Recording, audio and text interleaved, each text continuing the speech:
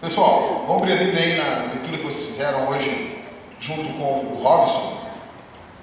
Eu pedi para o Dago também, que o senhor já está trazendo aí. Lucas.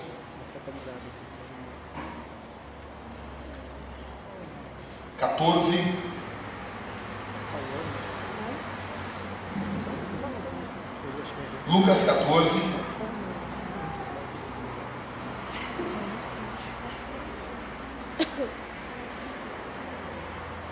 No versículo 25. Obrigado.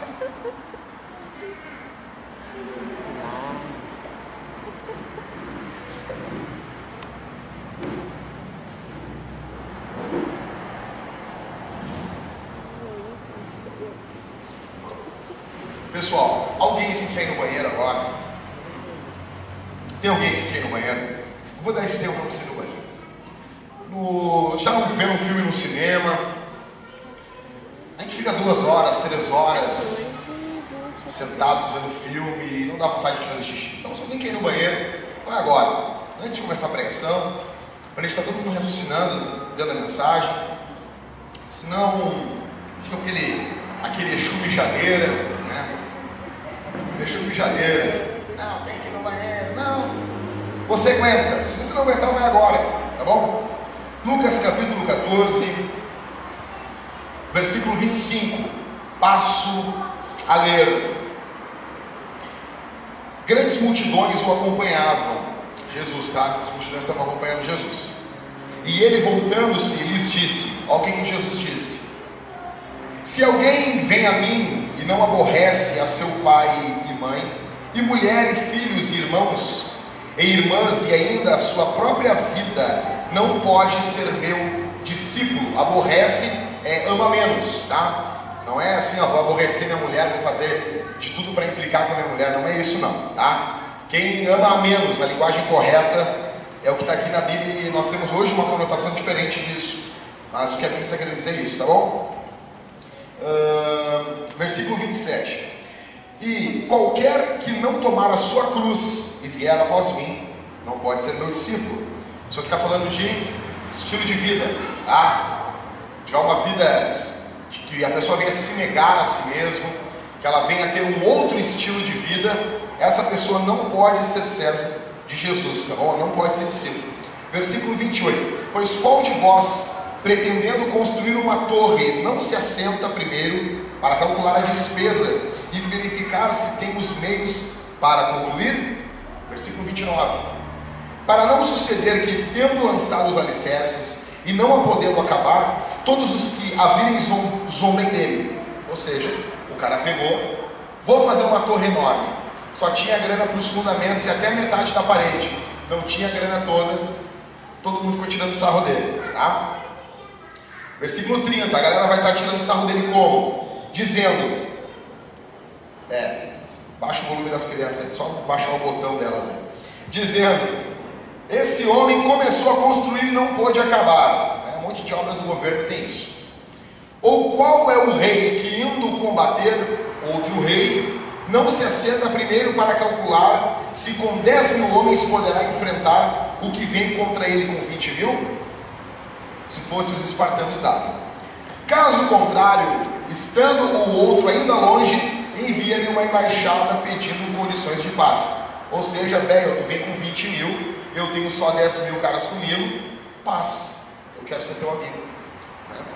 Versículo 33. Assim, pois, todo aquele que dentre vós não renuncia a tudo quanto tem, não pode ser meu discípulo.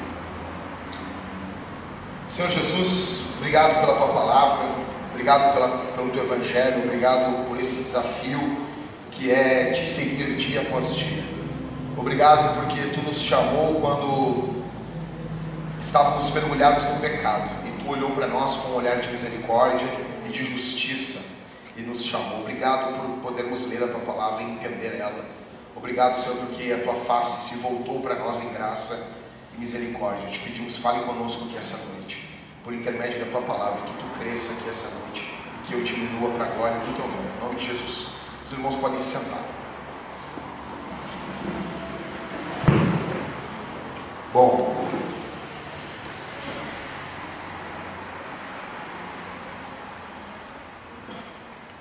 Jesus começa a pregar o Evangelho.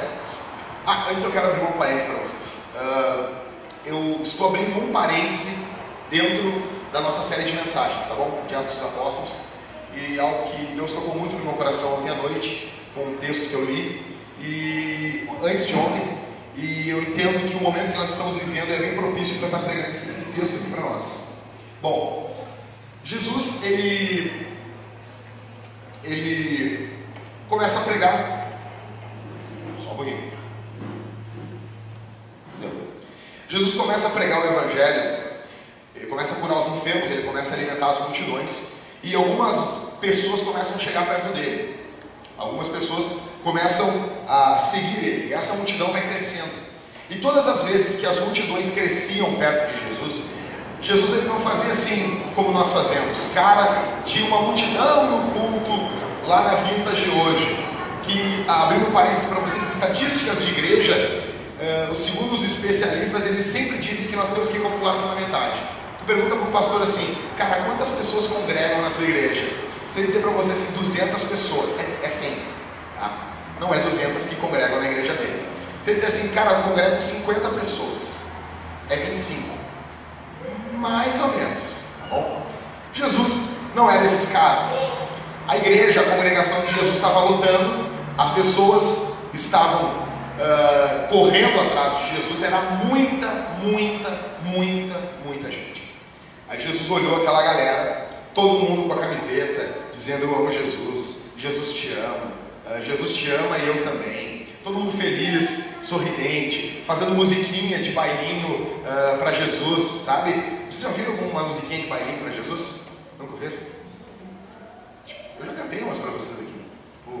Eu quero botar tua camisa com as mangas maiores que meus braços, eu quero correr pela casa ao teu encontro e te abraçar, sabe esses bailinhos, sabe aquela coisa assim que a gente vê nos filmes da Sessão da Tarde, quando tem aquele baile de formatura, tem lá a menina tomando um pouquinho de ponche. Então a galera tá assim, tá um oba-oba, tá começando a virar moda ser de Jesus, tá começando a virar moda ir na igreja de Jesus, está começando a virar cool, a virar maneiro, a virar bacana, algo um pouco parecido com os dias que nós estamos vivendo. Aí Jesus chega para os caras e se vira e diz assim, velho, tá tão grande, a oferta tá boa, né? A Bíblia diz que eles ofertavam para Jesus, tá tudo muito bom. Qualquer outro pastor teria o quê? Batido uma foto, postado no Facebook dizendo, as multidões estão me seguindo. São muitas pessoas, a nossa igreja é grande, são tantos membros, é isso, é aquilo outro.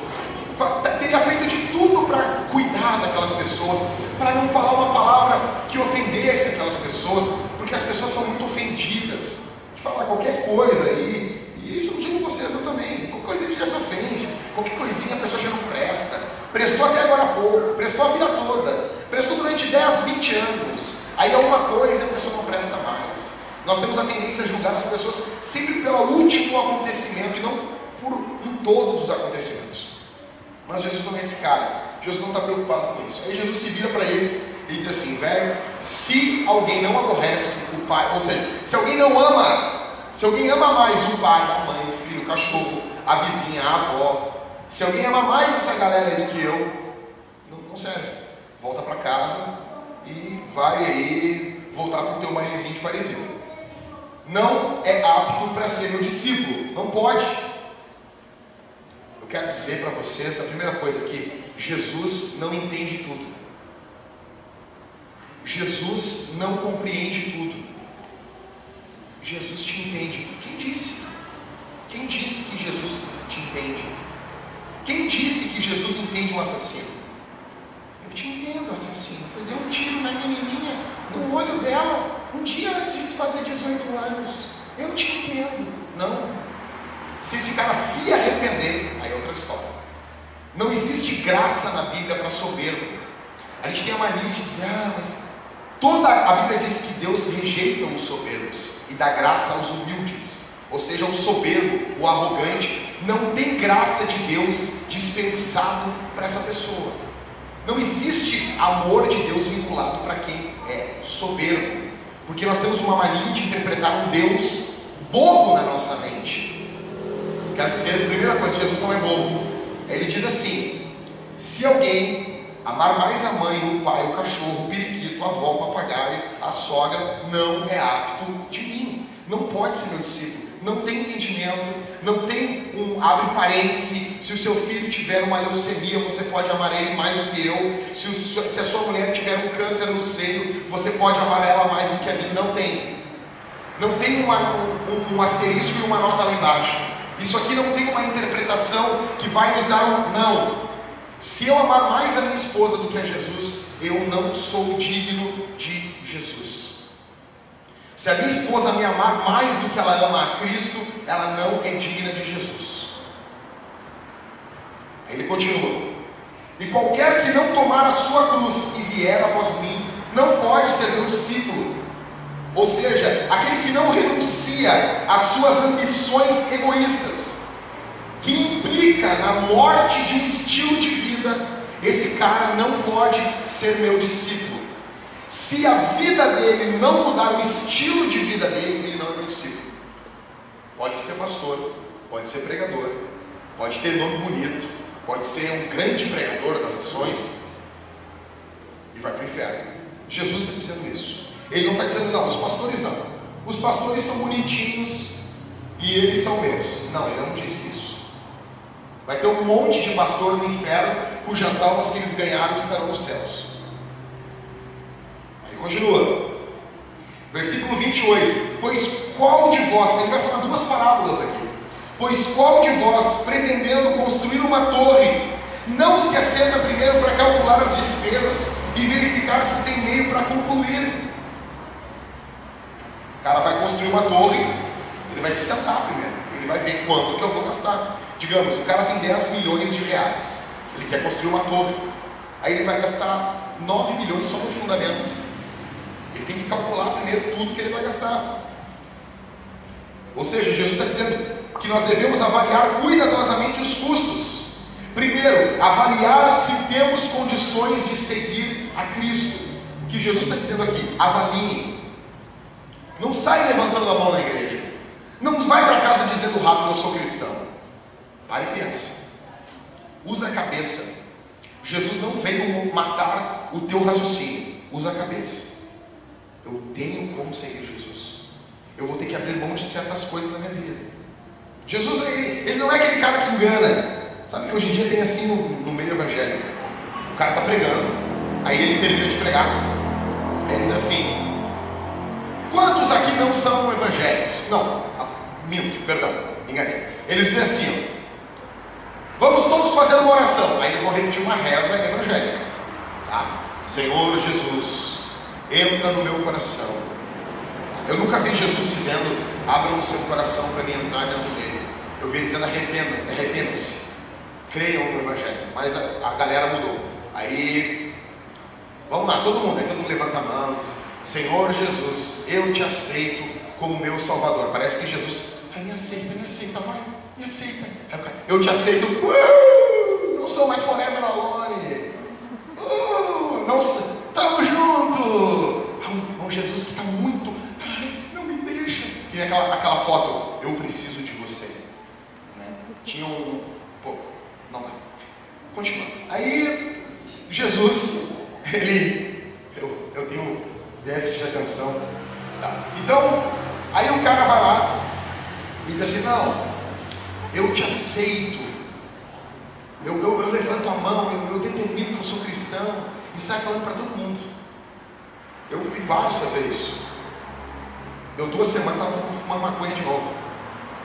Sério? Cheirando que nem um louco. E era crente, há 2 semanas atrás. Jesus está dizendo: cara, não sai falando assim. Avalia, presta atenção primeiro. Versículo 29. Para não suceder que, tendo lançado os alicerces e não podendo acabar, ou seja, começou a vida cristã, mas não deu prosseguimento. É só o começo. No começo tudo é festa. Vassoura nova vai bem, né? Oh, Jesus, Jesus, Jesus. O Jesus de amor vai dizer assim, ó, cara, avalia. Para não suceder que tendo, versículo 29, tendo lançado os alicerces e não podendo acabar, todos que virem zombem dele, ó, manezão, bobão, disse que era crente, disseram que era cristão, e não é porcaria nenhuma. Versículo 31, versículo 30. Versículo 31. Aí ele vai para uma outra parábola. Ou qual é o rei que indo combater com outro rei não se assenta primeiro para calcular? Peraí, eu tenho 10 mil caras aqui. Tudo bem, se fossem 10 mil gremistas contra 20 mil colorados, até dava. Mas não era. 10 mil e eu vou lutar contra 20 mil. Tem um problema, não vai dar. O que a gente faz então, rei? Vai lá e diz pro outro rei lá que eu quero ser amigo dele, que ele é meu melhor amigo, que eu quero tomar chimarrão com ele, que eu quero ser o amigo dele nas horas incertas. Essa segunda parábola ela pergunta se temos condições de recusar as exigências de Jesus. Ou seja, aqui a análise é o contrário. Primeiro tu analisa se tu pode, e aqui tu analisa se tu tem condições de recusar o que Jesus está te pedindo. Jesus te pede algo, e a gente tem condições de recusar isso. Não, eu não vou conseguir fazer o que ele está pedindo. Amar ele antes do meu filho é demais. Então larga fora. Se não tem condições, vaza. Não for da igreja, Jesus. Esquece Jesus. Tá? Versículo 32. Caso contrário, estando o outro ainda longe, envia uma embaixada pedindo condições de paz. Versículo 33, o mais punk de todos. Aí Jesus chega, mostrando que Jesus é um cara, o chamado para seguir Jesus é o chamado mais radical que existe. Jesus diz assim: assim pois, todo aquele que dentre vós não renuncia o cachorro, a vaca, a avó, o time, o dinheiro, não, que não renuncia tudo quanto tem, não pode ser meu discípulo.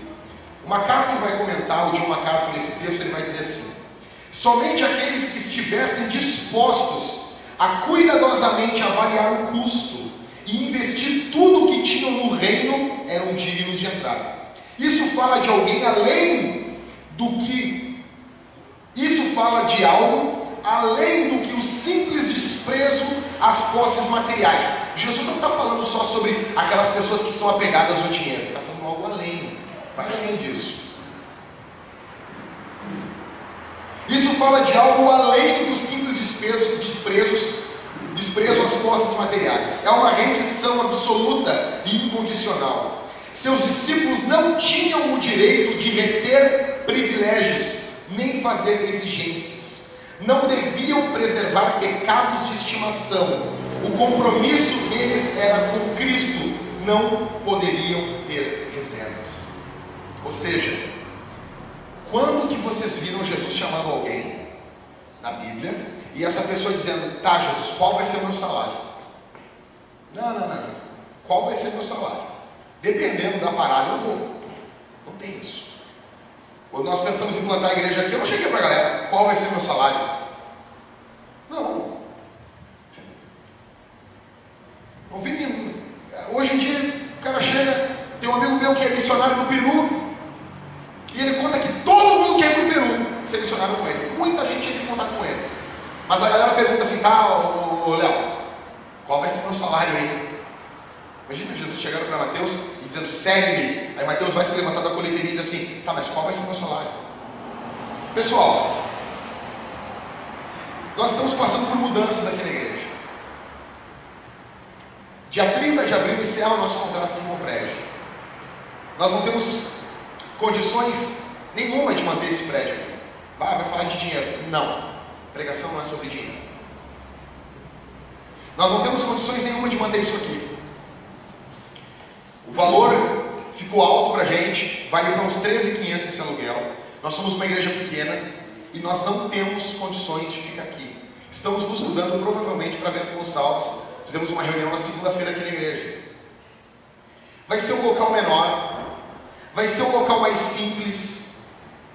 Se nós conseguirmos, eu vou tentar conversar com uma amiga minha, ver se parente da minha esposa, ver se ela tem condições de ser nossa fiadora, porque nós precisamos de uma pessoa com um salário de 5 vezes o valor do aluguel. O aluguel aqui com o IPTU, a partir de maio, vai para uns R$3.500 e lá o aluguel é 1.100, ou seja, é 1/3 do que a gente paga aqui. Aí provavelmente nós poderíamos nos animar em pagar o aluguel. Nós somos pequenos. Pensando nisso, eu comecei a pensar na situação de vocês. Pessoal, quantas de vocês não têm boa intenção? Não saem de casa, não vêm aqui para a igreja, ou nós nas nossas reuniões, piquenique, aquilo, outro. E eu vejo que tem muitas pessoas no nosso meio que têm ótimas intenções, que querem ver a igreja crescer, não só numericamente, mas espiritualmente. Paralelo a isso, eu vi pessoas que chegaram para mim com as desculpas mais esfarrapadas e disseram assim: Jackson, eu não quero mais ficar com vocês. Pessoas que a gente procurou, que a gente foi atrás, que a gente ajudou, pessoas que a gente tinha o maior cuidado, simplesmente olharam e disseram assim: não é o que eu quero para a minha vida. Parece que a pessoa acordou e disse assim: cara, o que é essa igreja? O que é esse pastor? O que é essa gurizada? Está muito jovem, muita gente nova, não dá, não é legal. Então eu queria, pessoal, dizer uma coisa para vocês. Primeiro, nós somos uma igreja, nós estamos em plantação. O que é uma igreja em plantação? Uma igreja nova. Se a igreja fosse um bebê, ela não estava nem caminhando ainda. A igreja aqui tem 9, vai para 10 meses. Nós começamos a nos reunir na casa de um amigo meu. Tinha algumas pessoas decepcionadas com a igreja por causa da atitude de alguns pastores. Começamos a nos reunir, a pregar o Evangelho, e Deus foi abençoando. E eu vejo que cada um, se eu perguntar para vocês, o que é uma igreja para vocês? Cada um tem uma expectativa. Cada um tem eu acho que a igreja tem que ter isso. Eu acho que a igreja tem que ter aquilo. Então, eu resolvi hoje, como provavelmente essa semana nós vamos estar tentando dar entrada no outro prédio, vai ser uma nova fase da nossa vida, o local é mais simples, é menor. Eu resolvi pregar o que eu vou pregar aqui, para deixar as coisas bem claras para vocês, para que não haja daqui a 2, 3 meses problemas para vocês e para mim, ou para nós todos, e dizer assim: cara, não é isso que eu queria, não era isso que eu imaginava de igreja. Jackson, tu iludiu a gente, na ânsia de querer ter bastante gente na igreja, tu foi omitindo algumas coisas que a igreja ia passar a ter, e tu não nos falou. E hoje eu vejo que não era isso que eu queria para a minha vida. Então eu quero deixar claro para vocês algumas coisas. E o título da pregação aqui, eu não vou demorar, eu colocaria hoje, seriam os 10 motivos. Os 10? Vai ser bem rápido, tá? Os 10, cara, não. Que nem o cara chegar num culto de cura. Tem igrejas que fazem culto de cura. Você sabia disso? Eles agendam. Jesus vai curar nesse. Não, no outro é da família. Não, da família não. É no de cura. Tem culto de cura. Tem um culto de cura me lembra a Fada Bela. Quem que se lembra da Fada Bela? Você se lembra, né? A Fada Bela lá, né? Tinha o Arthur, era o Arthur, né?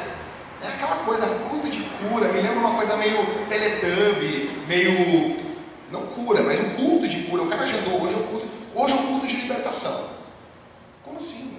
Todo culto é culto de libertação. A pregação do Evangelho é libertação. Mas aí o cara chegaria no culto de cura e diria assim: cara, eu quero falar sobre os 54 passos para a cura divina. Se tem um cara aleijado, o cara diz: velho, quero continuar aleijado, vou embora. 63 passos para a felicidade. 85 razões de um casamento feliz. Imagina? Então, é só 10, tá? Você vem rapidinho. Não entendi vai ter dito quantos eram, né? Poxa. Então 10 motivos para 10 motivos para não se juntar a uma igreja em plantação. 10 razões para vocês não se juntarem a uma igreja que está sendo plantada. E nós somos uma igreja que está sendo plantada. Se vocês ouvirem as 10 razões e disserem: não, Jackson, dá, nós vamos hoje. Tá bom? Então vamos lá. 10 razões para a gente não para a gente não andar junto. Uma mensagem bem positiva, né? Primeira razão para você não se juntar com a gente. Se você está procurando a próxima atração legal na cidade. Cara, eu quero uma igreja legal. Tem fumaça no culto? A gente não tem grana ainda para ter fumaça. Tem luz no culto? Não temos grana ainda. Umas luzes piscando, hora do louvor, tenso. A gente não tem grana nem botar um dimmer para baixar a iluminação da igreja aqui. Estava conversando com o Matheus, eu trouxe que eu gosto. O pessoal fica indignado com a questão de show. O Marcelo toca na noite, o Marcelo sabe. É bem simples, eu conversava com ele semana retrasada, eu acho. O povo é com menos luz, o palco tem mais luz, simplesmente para não desviar a atenção. Não tem nada de mundano isso, mundano. Ai, é coisa. Não. É para quando levantar um cara que tem o Exu do mijo e ele for pro banheiro e esse cara não consegue se conter e ele tem que ir no banheiro, ele não chama a atenção da igreja. A igreja não fica. Não, a luz está mais baixa e tem mais luz no palco. Nós não temos isso, não é legal. Então, a gente não é legal. Nós não somos pessoas legais. Para essas pessoas eu quero dizer assim: nós queremos crescer pelo crescimento de conversão, não pelo crescimento de transferência de frequentadores de igreja. Nós não somos um produto. Se você veio aqui consumir um produto, você veio no lugar errado. A ideia nossa não é crescer, juntar um monte de frequentador de igreja. Vamos botar todo mundo junto. Não. Nós queremos crescer pelo crescimento de conversão. De pessoas que se convertem, de pessoas, não, até era de uma outra igreja, mas cara, eu estou me comprometendo com o evangelho. Antes de se comprometer com a igreja, antes de se comprometer com o Jackson, com Thalita, com o pessoal, não. Antes de se comprometer com todo mundo, quero me comprometer com Cristo. Sou convertido a Ele. O nosso diferencial não pode ser algo que o mundo possa competir conosco. Se o nosso diferencial for a música, tipo, estamos atraindo um monte de gente pela música. Isso é contra ter uma música legal? Não. Mas se a galera vem no culto só por causa da música, surge uma outra igreja ou um bar no mesmo horário do culto que tem uma música melhor que a nossa. A pessoa foi atraída pela música, a pessoa vai para esse outro lugar porque o que ela quer não é o evangelho, não é Jesus, o que ela quer é música.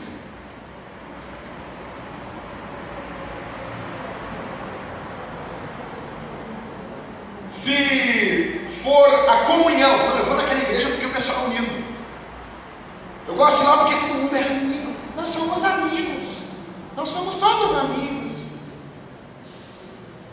Aí surge um cara que é mais amigo. Imagina. Surge um cara que leu todo o livro que ele quer, como fazer amigos e influenciar pessoas. Dizem que ele se matou. Eu não entendo um cara que faz amigos, influencia pessoas e se mata. Eu acredito que não é verdade isso. Bom, aí o cara lê todo esse livro, decora todo esse best-seller e faz amigos. E ele chega como uma boa pinta, uma igreja do estilo Silvio Santos. Maui, vem pra cá. Maui, vem pra cá. Você é muito bem-vindo aqui no nosso meio. Você é muito bem-vindo. Você é uma pessoa muito especial para Deus. E a pessoa, eu sinto uma paz tão grande quando ele fala. Naquela igreja lá, vintage não, cara. Eles... Eu gosto de uma coisa mais. E essa pessoa vai tentando experimentar emoções de comunhão. Não. Se a nosso diferencial for o oba-oba, tipo, é oba-oba, que não dá nada, pagode, morte pagode, porque o pagode é uma coisa muito ruim. O cara não tem o que compor, ele bota um lá.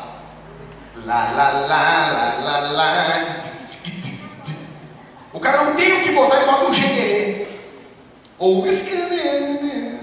Os instrumentos de pagode, eles têm nomes do barulho que eles fazem. Por exemplo, cuíca. A cuíca faz um som de cuíca. Tan, tan, tan, tan. Né? Não. A nossa intenção não é crescer no oba-oba. A nossa intenção, a galera é nova, a galera é tudo jovem, mas é um compromisso com Deus. Não é oba-oba. Não dá nada. Vamos namorar de qualquer jeito. relação a não. Se eu ver, vai ter pé no ouvido, dedo nos olhos, rabo de arraia, cotovelaço no esôfago, no estômago. Pessoal, a gente quer crescer por crescimento de conversão. Não crescimento, a pessoa é legal. A gente não é legal. Se nós tentarmos competir com coisas que o mundo pode nos ganhar, nós sempre seremos derrotados. Mas no que o mundo nunca vai ganhar da gente? Se o nosso diferencial não for a música, se o nosso diferencial não for o oba-oba, piquenique, se o nosso diferencial for Jesus. Uma igreja para fazer uma diferença no mundo, fazer um diferencial na sociedade, precisa de Jesus, pregado corretamente através das Escrituras. Nem sempre nós podemos ser legais. Eu conversava com os homens aqui na igreja, na nossa reunião de homens, e a pior coisa que tem para um homem é ter um amigo que ele não é cristão. Eu tenho vários amigos que não são cristãos, então tu gosta do cara, eu quero bem a pessoa. Aí o cara, do nada, porque ele é safado, aí vê uma mulher caminhando, aí eles não se aguentam, a coisa está lá dentro de... Mas eu peguei um conhecido meu, chegava a mulher, o cara chegava para se babar. Olha ali, meu. Daí tu pensa assim, chuto para cima ou não chuto? Vou chutar em nome de Jesus. Deixa de ser imbecil, deixa de ser retardado. Tu não tem mulher em casa? Tu não tem mulher? E outras coisas mais que a gente só comenta aqui na reunião dos homens. Vai ter momentos que nós não poderemos ser legais. Vai ter momentos, não, o cara não vai ser um chato a vida toda, mas vai ter momentos na vida que nós não teremos como ser legais. Vai ser o cara que vocês mais gostam, vai ser a guria que vocês, gurias, mais amam o serviço, mas vocês vão ter que dar um queimão nela. Se a vida fosse um videogame, vocês iriam dar um shoryuken. Sim. Vocês iriam dar um fatality, quando balançando. Segunda razão para vocês não se juntarem com a gente. Se vocês são cristãos e vocês não gostam de nada da igreja de vocês, vocês congregam numa igreja e a igreja que vocês estão nada presta lá, a não ser vocês. Vocês vão odiar a gente. Vocês vão encontrar razões para não gostar de nada dessa igreja aqui também. Primeiro, eu quero dizer para vocês o seguinte: todas as igrejas têm defeitos. Olha para mim aqui. Todas as igrejas têm defeitos. Todas. E quando eu falo defeito, tem defeitos e defeitos. Uma coisa é heresia, uma coisa é falso profeta, é falso pastor. Agora uma coisa é a tua igreja não ter o estilo que tu gosta. Isso não é motivo para mudar de igreja. Isso não é motivo para a gente trocar de igreja.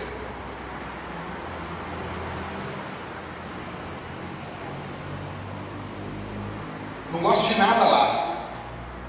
É um motivo para você não se juntar com a gente. Terceiro, isso que eu vou dizer não é só para quem é novo aqui, é para quem está congregando aqui também. Não é indireta para ninguém, é para todo mundo. Terceiro, se vocês têm um histórico ruim em igrejas de ser incorrigível e de causar problemas, não se juntem com a gente. Vocês não vão mudar aqui, vocês vão repetir o padrão. Não adianta eu pegar um doente, ele está doente, está morrendo, e eu mudar ele de maca. Você está doente? Eu tenho a solução para os seus problemas. Traga uma maca nova da Polishop e se ligar até às 19 horas, leva de graça um conjunto de facas guinso e uma meia calça vivarina. E se ligar até dentro dos próximos 30 minutos, ganha um Sonic 2000 para ouvir melhor. Polishop, soluções. Não me lembro. Aí traz aquela cama de Polishop e troca o cara ali, tem faca guinso, tem meia calça vivarina, Sonic 2000 para ouvir melhor, tá tudo bacana ali, o Amber Vision, aquele óculos, o Amber Vision para o cara olhar na noite, tá tudo ali, mas ele estava doente numa maca. A maca pode ser nova, a maca pode ser bacana, a maca pode ser linda, mas o doente vai continuar doente. Mudar de maca não cura ninguém, mudar de igreja não corrige ninguém. eu não estou me referindo a igrejas, sinagogas e Satanás. Tem igrejas que são sinagogas e Satanás. Fuja de lá. Aqui nós vamos abrir os braços para vocês e vamos andar junto. Eu estou falando de igrejas bíblicas, que tem homens bíblicos, e só por um gostinho eu já não quero estar ali. Não adianta mostrar a Bíblia que a pessoa é corrigida. Em quarta razão para vocês não se juntarem com a gente. Se você é um consumidor querendo ir à igreja uma vez por semana para ter um show, o que tu entende de igreja, João? Eu vou uma vez por semana, eu vou lá, eu sento meu traseiro naquelas cadeiras duras lá da Vintage, eu escuto o louvor, eu reparo nas desafinações, eu reparo nos problemas, eu vejo os erros do sermão do Jackson, eu levanto meu traseiro e eu vou embora ver o Fantástico. Você não é bem-vindo aqui. Nós não somos um show dominical, nós não somos uma atração, Circo de Soleil, não sei quando vai ter em Porto Alegre, show do Steve Vai para ver bastante coisas mirabolantes. Nós não somos isso.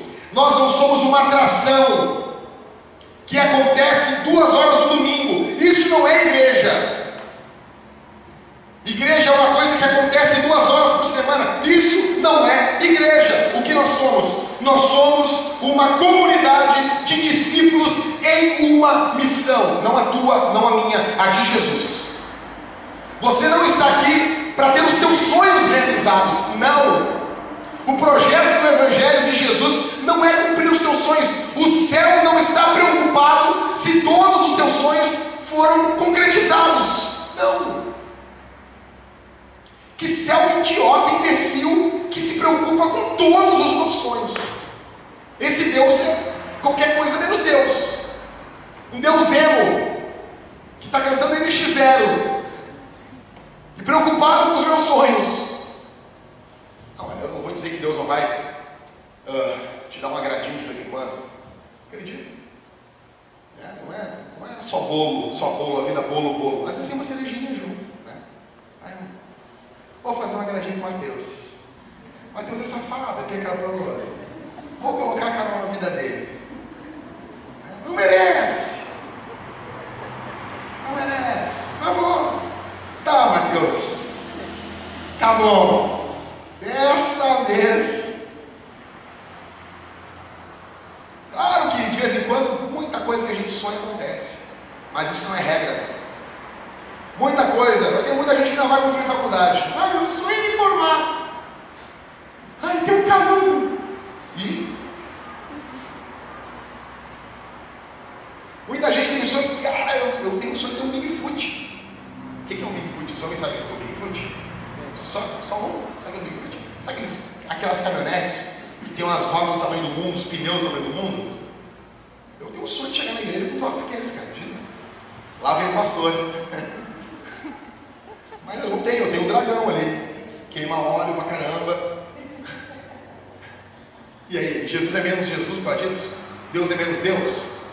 Não. Eu sei que eu sou um discípulo reunido numa comunidade e eu estou em uma missão. Ramo a missão. Depois me passa o toque. Qual é a nossa missão? Eu já fiz uma reunião com vocês, eu já passei isso para vocês.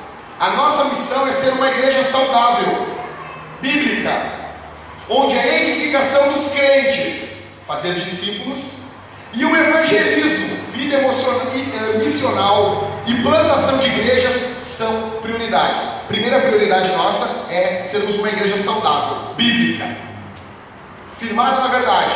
Depois, fazer discípulos e plantar igrejas. Nós não podemos achar que o mundo é só o nosso umbigo. Daqui a 2, 3 anos, o meu sonho é estar plantando uma igreja nova em outro lugar e enviando um obreiro nosso para cuidar dessas pessoas. Se o evangelho que a gente prega ficar só na gente, nós somos fecha e viramos um clube. Nós não estamos nessa terra a passeio. Isso aqui não é uma grande brincadeira, onde todos os momentos da minha vida eu registro no Instagram e boto lá, ou faço um check-in de onde eu fui. Não! Vocês não estão aqui a passeio nesse mundo. Eu não estou a passeio, essa igreja não está aqui à toa. A nossa intenção é ser mais um point da cidade, para o inferno com isso. Paulo vai dizer para Timóteo: nenhum soldado em serviço se envolve em negócios nessa vida, porque o seu objetivo é satisfazer aquele que o arregimentou. Ninguém. O Harrison não estava hoje aqui, foi visitar a sobrinha dele. Conversando com ele sábado na reunião dos homens, ele disse: cara, na guerra, velho, não tem. Eu não dormi nenhuma noite bem dos 6 meses que eu estive na guerra. Eu estava pronto para guerrear. Qualquer barulho, qualquer estímulo, eu estava pronto. Paulo vai comparar a igreja, os cristãos, com soldados. Nós estamos em uma missão nesse mundo. A tua missão não é... Vocês podem ter uma casa e um carrinho, mas o teu alvo principal não é esse. O teu alvo principal não é minha casa e minha vida. Não é. O teu alvo principal não é o financiamento em 60 vezes no carro e botar um adesivo. Foi Jesus que me deu. Está pagando em 60 vezes. Não é. O teu alvo não é esse. O teu alvo é a glória de Deus na tua vida. É que Cristo seja glorificado na tua vida. Isso em vida individual e em vida comunitativa. Isso mesmo. Alguém de vocês já conheceu uma ginasta? Eu fui colega da Daiane dos Santos. Nós jogamos 3 quartas e eu dei uma cortada na cabeça da guria, ela nunca foi com a minha cara. E eu me lembro que ela ia pro colégio com o abriguinho do Grêmio Norte União, acho que era do União. Aquela guria vivia treinando para chegar lá, dar o duplo, triplo, quádruplo, duplo, twist, carpado, não sei o que, e WXYZ. Para quê? Ela treinou quanto tempo para fazer aquilo? Para chegar lá na frente e...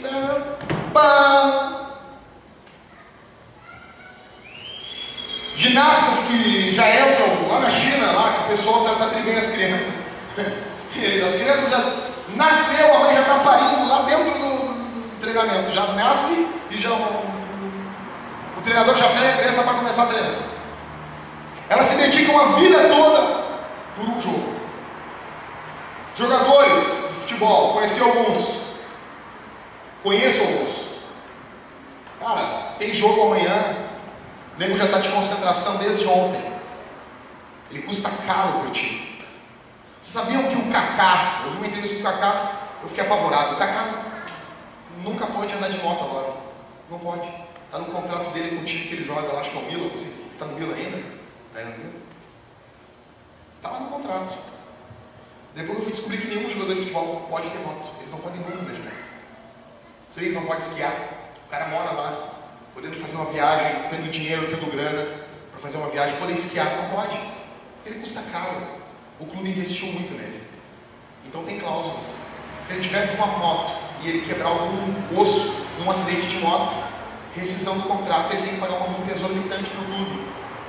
O cara pode ter tudo, mas não pode ter uma Harley Davidson. Imagina. Porque foi investido muito na vida dele.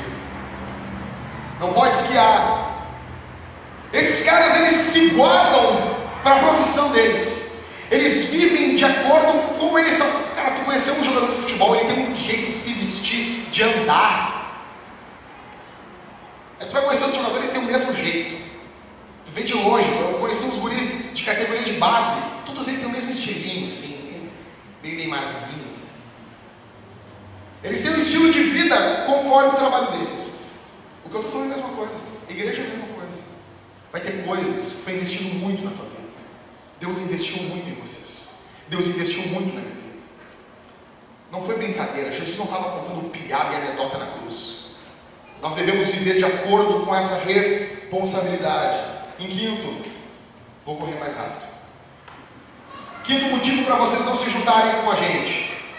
Se vocês querem uma religião, essa igreja será construída no radical evangelho da graça. O Mark Driscoll diz assim: a religião diz, se eu obedecer, Deus vai me amar. A graça diz, Porque Cristo, quando nós ainda éramos fracos, morreu a seu tempo pelos ímpios. Romanos 5,6. Vocês não obedecem. Por exemplo, eu, quando era pequeno, eu não obedecia a minha mãe para ela ser minha mãe. Ela nunca chegou para mim e disse assim: Jackson, se tu não me obedecer, eu não sou mais tua mãe. Não. Eu parti de um relacionamento com ela. Como eu sou tua mãe, tu me obedece. Assim é a nossa obediência a Deus. Não é para sermos filhos. Quem é filho é filho.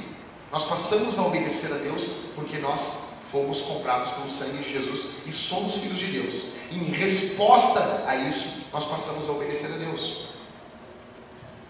A religião diz que o mundo tem dois tipos de pessoas, os bons e os maus. A graça diz: o mundo tem sim dois tipos de pessoas, os arrependidos e os não arrependidos, porque todos são maus. Aqui não vai ter esse tipo de coisa. Não, Robson, não fala com essa gente. Tu é da Vintage, tu congrega lá na igreja. Não fala com essa gente, não vai em bares. O que eu mais quero é que crentes cheios do Espírito Santo invadam os bares da noite da cidade. Fazem como Jesus ia. Jesus não ficou lá no meio dos fariseus olhando os pecadores de longe. Pecador, safado, sem vergonha, cachorro safado, filho do cão. Não. Jesus era o cara mais festeiro da Bíblia. Ele foi em várias festas, mas ele fazia diferença. Ele era luz. Para a religião importa se você nasceu, o teu nascimento, ou seja, tu é filho de crente, teu pai era crente, era pastor, pô, que legal, filho de pastor. Um monte de demônio é filho de pastor. Conheci vários que ia casar com a guriazinha virgem da igreja. Aí o pai dizia: ah, que bom, minha filha vai casar com o filho do pastor. Tomava guampa até pelo zóio, apanhava que nem uma condenada do filho do pastor. Isso não quer dizer nada no nosso meio. Se vocês são filhos de pastores e o ensinamento do teu pai não valeu de nada, não presta. Para a religião importa qual é o teu nascimento. Para a graça importa se você nasceu de novo. A religião trata do que vocês fazem, ou seja, o importante é aquilo que vocês fazem. A graça vai tratar não o que vocês ou o que eu faço. A graça trata do que Jesus fez. Isso faz toda a diferença. A minha alegria em Deus não é porque eu consegui completar o plano anual de leitura da Bíblia, ainda que isso seja básico. Mas a minha alegria não é essa. A minha alegria é porque Cristo morreu por mim e me enviou a sua palavra. A minha alegria é o que Ele fez por mim. A religião nunca leva a alegria ou a humildade. Olha aqui para mim. Eu já tratei disso aqui, eu quero repetir. Ou seja, tem uma lista de coisas que quem consegue obedecer a maioria vira um insuportável, um arrogante, um estúpido. Ou seja, ele fica um soberbo, um safado. Eu consegui, eu oro tantas horas, eu jejuo isso, estou seco aqui de tanto jejuar, que não é o meu caso, né? Aí o cara é um soberbo. Do outro lado tem um cara todo acabado. O que foi, João? Cara, não dá, eu não consigo, meu. Eu não consigo ser crente. Não dá. É muita coisa para mim. A religião, ela só tem esses dois extremos. Ou é um arrogante, ou é um deprimido querendo se matar, tomando vários remédios de tarja preta. É só isso que a gente tem. Não que tomar remédio de tarja preta seja pecado, tá? Não é pecado. Porém, a graça nos leva a uma alegria humilde. Quem está em Cristo, Cristo salvou esse cara. Cristo reconciliou esse cara. Cristo salvou e Cristo colocou esse cara em uma outra posição. Ele está alegre. Ele não está mais na posição que ele estava, de pecador afastado de Deus. Ele continua sendo pecador, mas foi salvo como Jesus. Então ele foi colocado em outro patamar. Só que ele não está vaidoso, porque foi Cristo que colocou ele. Ou seja, ele está humilde. É uma alegria humilde. Em sexto, não se juntem conosco se vocês têm uma agenda. Não pode nunca estar junto. Não pode nunca estar mais cedo. Não pode nunca estar aqui. não pode nunca estar reunido, não posso, eu tenho isso, eu tenho aquilo outro, não dá, é minha agenda. Tem que mudar toda a igreja para a agenda do querido. Não dá. Nós não nos curvaremos a uma agenda em particular. Ninguém aqui é mais importante do que ninguém. Qual é a agenda de Jesus? Mateus 16:3. Indo Jesus para os lados de Cesareia de Filipe, perguntou aos seus discípulos: quem diz ser o povo o filho do homem? Jesus estava indo para Cesareia de Filipe, o local mais pagão, o local mais ímpio, o local mais desgraçado da terra. Jesus foi lá anunciar que ele ia edificar a igreja. Ele não foi para Jerusalém.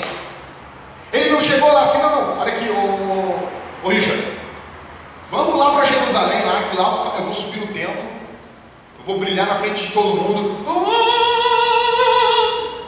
vai vir os anjos, vão tocar trompeta, vai ter uns tiros para cima, e eu vou anunciar para todo mundo que eu sou o Messias e que eu vou edificar a minha igreja. Não, Jesus foi para Cesareia de Filipos, local pagão. Lá, quando ele diz as portas do inferno, é porque lá havia um local que eles consideravam como sendo a entrada do mundo dos mortos, o local ímpio, o local pagão.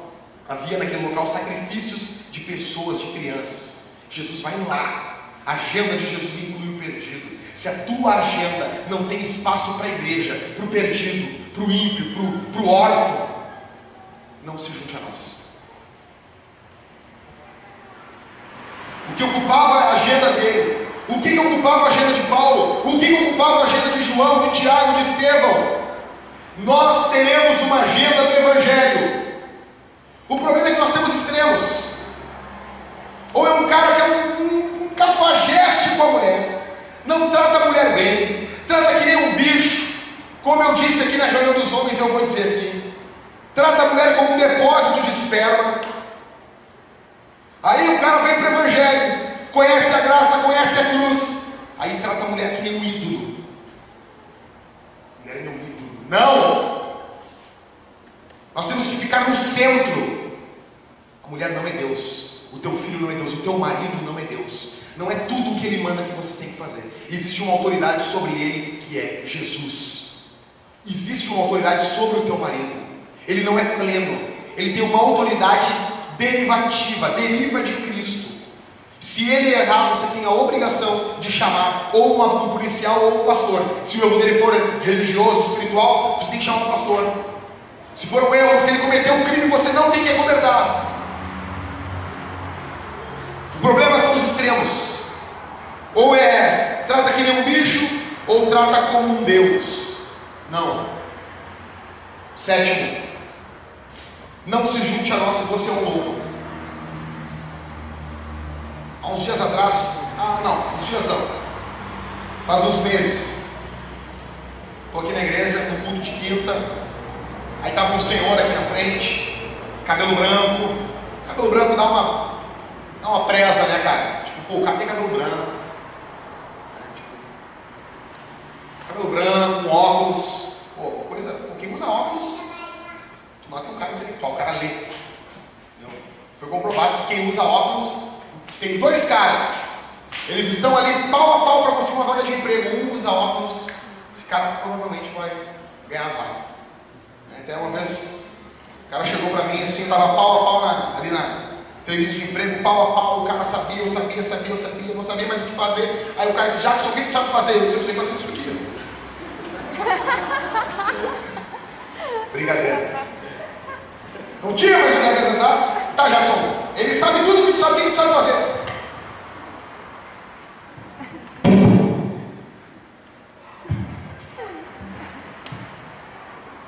Aí chegou esse cara, cabelo branco, óculos, roupa social então.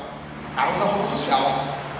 O cara usa calça social.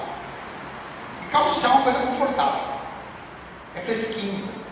A melhor roupa para se usar, eu usava isso como solteiro. Tênis, coisa para os pés mais confortável é tênis. Calça social, como é que de brinco é? Algo pesado. E camiseta. Então parecia um louco. Mas voltando. Aí chegou esse cara, sapato bem lustrado, bacana. Do nada, quando o Robson olhou ele, o Robson regalou os olhos para mim. Eu disse: aconteceu alguma coisa? Robson: não, vem falar contigo. Me chamou no canto. Os caras conhecem esse cara. E esse cara aí já aprontou várias coisas. É um safadão, estava preso agora há pouco. E aí, cara? Velho, ele pode vir aí arregaçar com a igreja. Ele pode avacalhar com tudo. Aí eu fiquei, puxa vida. Reuni alguns homens aqui na igreja e disse o seguinte, cara: o que a gente vai fazer? A gente vai pegar esse cara, quando ele voltar aqui na igreja, a gente vai esperar o povo sair, nós vamos falar: não, vamos conversar, irmão, vamos conversar, Jesus te ama. Nós vamos levar ele lá para cima, lá, vamos botar ele sentado no meio, vamos tacar uma luz na cara dele. Vai ter um que vai ser o guarda bom e o guarda mal. Resumindo, o cara é um pedófilo. Tinha sido preso por pedofilia. Acredita em sangue de Jesus? Perdoa e restaura o pecador? Acredito. Mas eu acredito que o pecador que vem com um negócio desse vai chegar aqui na igreja, a primeira coisa que ele vai fazer, se ele vê que aqui a gente está vivendo uma vida cristã de verdade, ele vai chamar a gente e vai dizer assim: cara, eu fui preso por causa disso. Minha vida espiritual está aí na fase tal, eu estou me recuperando, me ajuda. Aí eu estou vendo que Deus está fazendo uma obra na vida desse cara. Agora o cara vem aqui na igreja, pagar de santo, pagar de bonzão, óculos, cabelinho branco. Quero dizer assim, ó, cabelo branco não é sinal de nada. Prostituta envelhece, golpista envelhece. Então o fato da pessoa ser mais velha não diz nada. O cara nunca mais voltou aqui. Mas eu quero dizer para vocês, se vocês são um lobo, se há alguém aqui nessa noite, eu não sei, eu não conheço. Se alguém aqui que é um lobo, eu quero dizer que nós vamos farejar vocês. Nós vamos pegar vocês. Aqui na igreja nós entendemos que nós devemos atirar os lobos para protegermos as ovelhas. E não, nós não vamos nem discutir sobre isso. Não é algo que vai abrir uma votação. Não vai ser perguntada uma opinião. O que vocês acham? Como nós devemos tratar os lobos? Quando eu digo lobo, eu não estou dizendo uma pessoa não pode pecar. Uma coisa é fraqueza, outra coisa é malícia. Uma coisa é uma tendência à fraqueza. Essa gente, nós vamos dar a nossa vida por essas pessoas. Outra coisa é um cara safado ficar dando em cima de uma mulher de um outro irmão. Ou uma mulher safada dando em cima de um outro homem. Esse tipo de atitude, ou de golpe, isso jamais vai ser tolerado no nosso meio. Ou falsos ensinos. A pessoa quer ser um pastor para se destacar. Não teve destaque em lugar nenhum. Sempre foi o cara que tomava os apelidos do colégio. Nunca botou apelido em ninguém. Nunca falou nada. Sempre foi um desgraçado. Mas ele chega na igreja e ele quer. Uma galera vai me ouvir. Nós entendemos aqui que quem poupa os lobos sacrificam as ovelhas. Nós entendemos que há um amor distorcido sendo pregado no Brasil, que diz assim: tu tem que amar. Enquanto a Bíblia diz que o amor não se alegra na injustiça, o amor se alegra na verdade. Se há um lobo aqui no nosso meio, nós farejaremos você. Se vocês conhecem, não, eu conheço um cara, que esse cara, ele pegou, ele dormiu com tudo que é guria na igreja dele. Eu conheço pessoas assim. E daí sempre tem um pastorzinho novinho, bobinho, retardadinho, dizendo: nós temos que amar esse cara. Não! Esse cara tem que provar, como diz a Bíblia, como João Batista falou: produzir, pois, frutos dignos de arrependimento. Se eu errar como Christopher, eu tenho que, conforme a altura do meu erro, eu tenho que mostrar que eu estou arrependido. Igreja não é local de idiota. Jesus não é um idiota, um imbecil. O Evangelho é algo que discerne as pessoas. E o mundo está lotado de lobos. Por que existem igrejas hoje para todos os gostos no Brasil? Por que existe Universal? Por que existe Igreja Mundial do Poder de Deus? Por quê? Porque o povo não para ouvir o lobo. E se a gente vai criticar, falar alguma coisa, a gente é juiz ainda.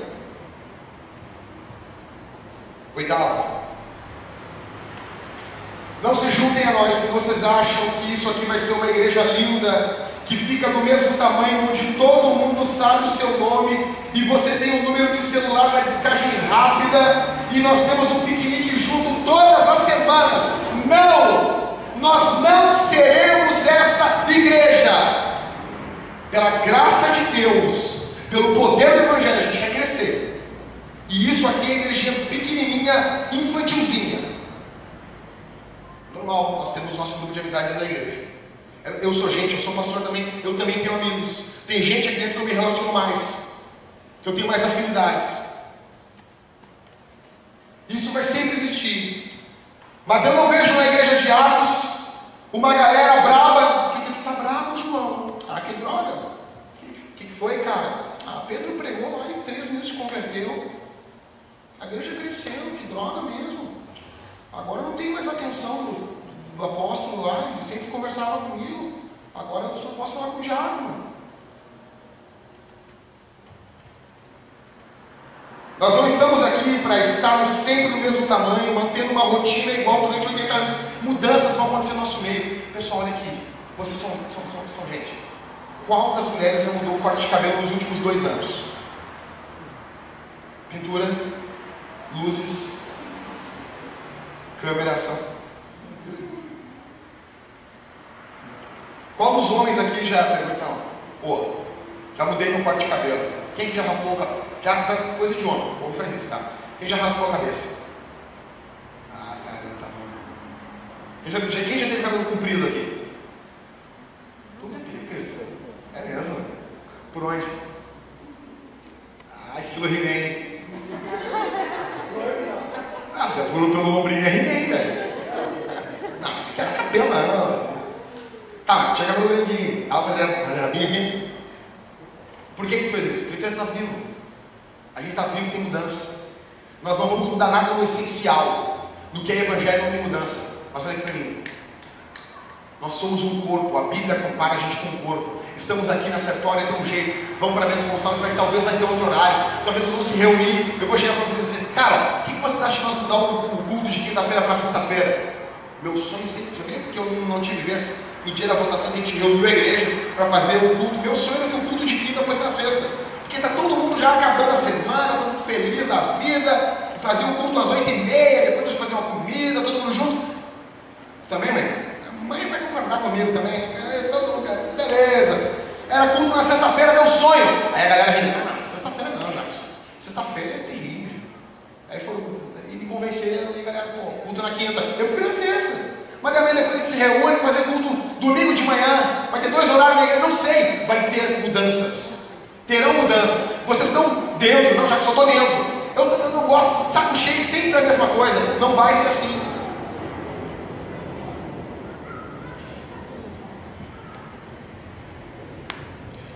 Legal que a igreja de Atos, eles estão crescendo, eles entendem. Vocês não vão encontrar um crente dodói.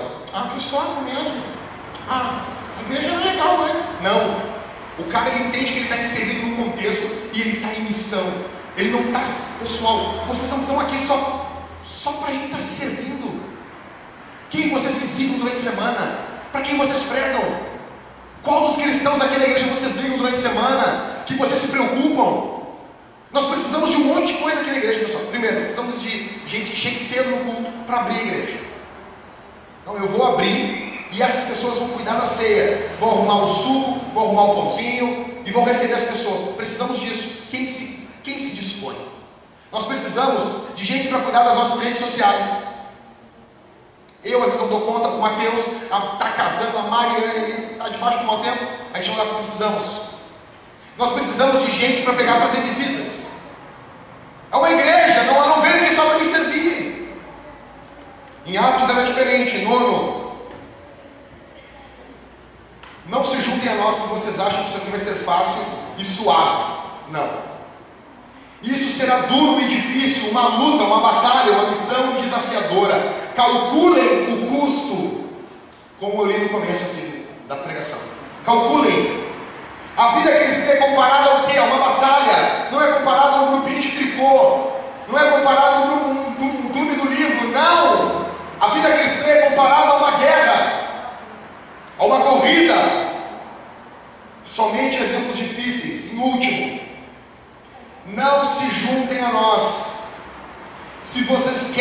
manter a vida de vocês confortável.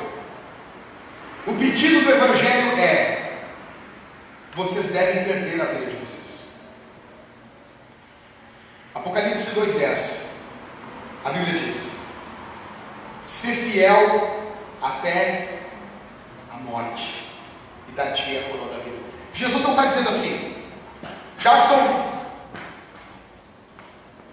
seja fiel durante 30 anos, seja fiel durante 20 anos. Não. Seja fiel até a morte. Isso é vida cristã. Hebreus 12:4. Ora, na nossa luta contra o pecado ainda não tens resistido até ao sangue.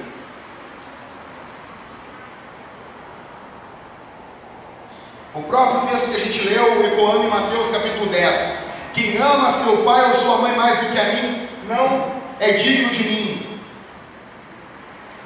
Versículo 39: quem acha a sua vida vai perdê-la, e quem todavia perde a sua vida por minha causa, a acha. Jesus não deixou margem para o meio termo, ou é ou não é. Já estou terminando, galera. Presta atenção aqui.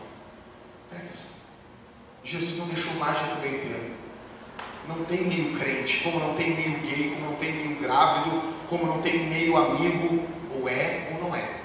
O cara chega para mim: aquela mulher está meio grávida. Como assim? Como meio grávida?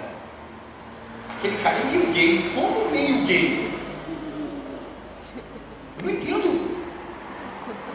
Tudo bem, pessoas que vão cabeleireiros. Tudo bem, isso eu entendo. Tu chega para o teu amigo, aí tu diz para ele: tu é machão? Ele diz: machão. Machão? Tu corta o cabelo aonde? Qual barbeiro? Não, eu corto com o cabeleireiro. Mas diga para os homens: vocês podem até ir em cabeleireiro, mas diga: eu fui no barbeiro lá, tipo. Barbeiro. Nesse exato momento, homens e mulheres estão dando as suas vidas para pregar o Evangelho em fronteiras onde é proibido pregar. Estão arriscando as suas vidas e de suas famílias. Eles têm problemas iguais a vocês. Eles têm sonhos, eles têm desejos também, mas estão vivendo e pregando. O que falta para nós? O que falta para vocês? Devemos aproveitar a liberdade que nós temos, o espaço que ainda possuímos para a proclamação e plantação de igrejas. A minha pergunta aqui essa noite, resumindo, eu vou fazer a mesma pergunta que eu fiz nas pregações atrás: o que falta na tua vida? O que está faltando para você?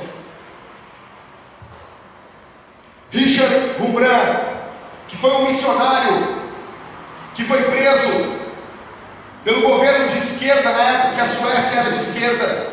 E um beijo aí carinhoso para todos os petistas que acham que a esquerda ama o nosso país, o comunismo, o socialismo. Eles odeiam o Evangelho. Por isso que eu disse esses dias lá no Facebook: se vocês são petistas, e votaram conscientemente no PT, sabendo que ele apoia as Farc, sabendo que eles apoiam sociedades que perseguem os cristãos em outros países, como Cuba. Eu tenho um amigo meu que já foi a Cuba mais de 50 vezes, e o que ele relata de Cuba é o inferno. Os missionários relatam o inferno de Cuba. Se vocês delatarem um cristão em Cuba porque ele é cristão, o teu salário aumenta. As mulheres lá não têm um absorvente. A minha esposa fez campanha na igreja para juntar pasta de dente para enviar para lá, para Cuba, para enviar absorvente para Cuba. Aí vem o governo aqui no Brasil dizer que Cuba... Eu não estou fazendo campanha política, pouco me importa o que vocês vão votar, mas uma coisa é certa: o governo que apoia esse tipo de coisa é diabólico. Aí Richard Rembrandt foi preso, e ele conta no seu livro Torturado por Amor a Cristo. Eu tinha esse livro, recente aqui convertido, já me largaram esse livro nos peitos. A capa do livro tem um cara com a cabeça do outro na mão. É punk. Se torcer, sai sangue. Aí ele conta que eles pegavam os pastores e os padres. Sabe o que eles faziam na União Soviética? eles castravam esses homens, eles arrancavam os órgãos genitais desses homens.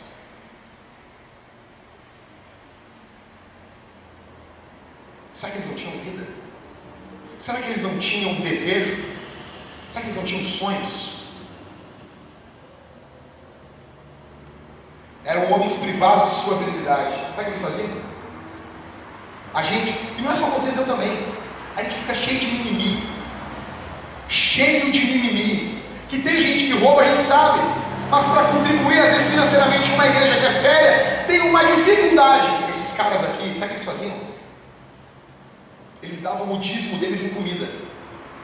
Chegava a comida de 10 em 10 dias, eles faziam um jejum. E eles davam a comida para o outro companheiro. Isso era a oferta deles. Porque ser cristão, não posso ser cristão e só reter. Eles entendiam que eu não podia pegar só a comida para mim. Eles pegavam a comida e davam como dízimo, como oferta. Homens como os pastores, quando Josué Leon foi visitar, foi pregar na antiga União Soviética, e ele chega na igreja e tem homens com óculos escuros de noite. E ele pergunta para o tradutor, diz assim: por que aqueles pastores estão com óculos escuros? E o tradutor congregava na igreja e diz assim: vai lá e pergunte para eles. E ele chega lá e pergunta: por que vocês estão com esses óculos escuros? Os pastores começam a tatear, encontram a mão dele, ele entende que eles são cegos. E ele diz assim: tu é jovem, tu é novo, tem ido longe. Mas nós, os pastores aqui da União Soviética, que não negamos a Cristo, em 1966, em um outro governo de esquerda, de Leonid Brezhnev, eles mataram 8.000 pastores e destruíram 22.000 igrejas. E alguns de nós que não negamos o Evangelho, eles entraram de madrugada nas nossas casas, enfiaram arames nos nossos olhos e os puxaram para fora. Não é que eles eram cegos, eles não tinham olhos.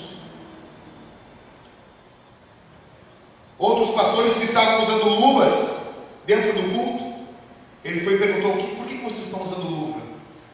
E eles disseram: em 1966, Leonid Brezhnev matou 8.000 pastores, destruiu 22.000 igrejas, e alguns de nós que não negamos o nome de Jesus, eles invadiram nossas casas e arrancaram nossas unhas com alicates.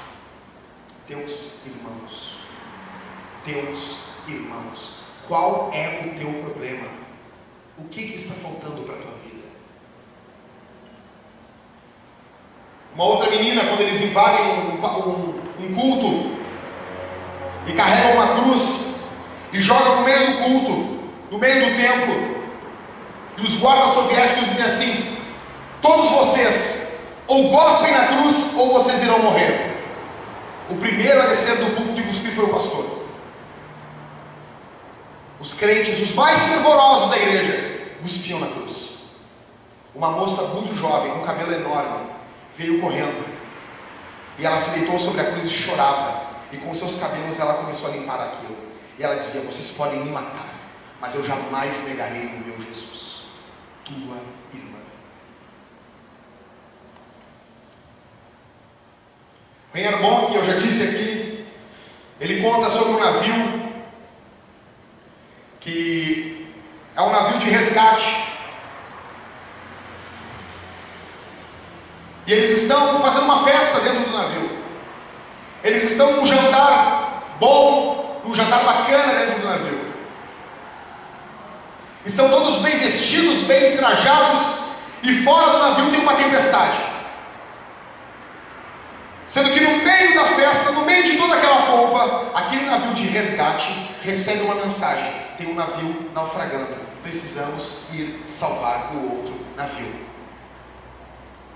De mais de 100 pessoas dentro daquele navio, apenas 8 vão para trabalhar, para resgatar aquele navio perdido. E o Reinhard Bonk compara a igreja com esse navio. Nós não somos um navio de festa, ainda que nós tenhamos festa. Nós não somos um navio para os nossos prazeres. Nós não somos um navio para os nossos interesses. Nós somos um navio de resgate nesse mundo. A tua vida, qual é o propósito da tua vida? Qual é o propósito da tua existência? Quantos dias, quantos meses, quantas semanas restam de vida para a tua vida ainda? Leonardo Ravanhil, ele nos diz: será que um marinheiro ficaria parado se ouvisse o clamor de um náufrago? Será que um médico permaneceria sentado comodamente, deixando seus pacientes morrerem? Será que um bombeiro, ao saber que alguém está perecendo no fogo, ficaria parado e não iria prestar-lhe socorro? E você consegue ficar à vontade em Sião, vendo o mundo ao seu redor ser condenado?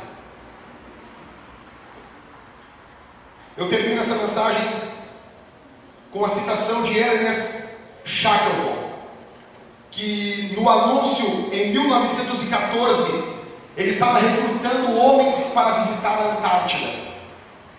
E o anúncio era assim: procura-se homens para uma viagem perigosa, salários baixos, frio intenso, longos meses de completa escuridão, perigo constante, regresso em segurança duvidoso, honra e reconhecimento em caso de sucesso.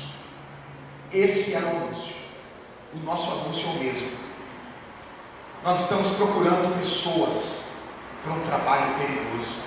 Nós queremos mudar o curso da nossa cidade pela pregação do Evangelho. Nós não queremos um oba-oba, ainda que tenhamos muitos momentos de comunhão, muitos momentos juntos. Nós queremos ser a igreja de Jesus. Vamos ficar de pé, irmãos.